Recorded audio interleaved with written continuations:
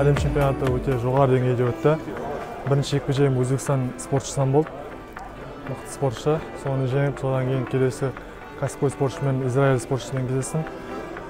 Оны жеңіп, есеп санымен жеңіп, жартылай финалда италиялық спортшымен кездестім.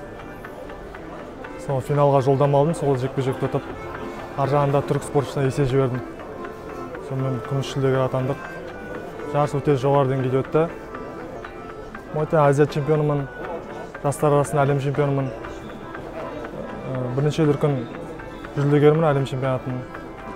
Азия ойындарының күміс жүлдегермін.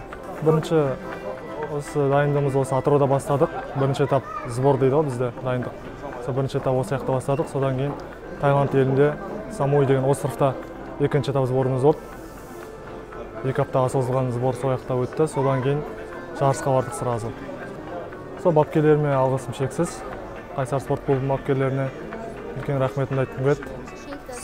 Спортпен айналыссын, нашақорлыққа жоламасын. Қазір көп қондайлар көшеде жүреді. Босқа уақыттарын жоғалтпай спортпен айналысқан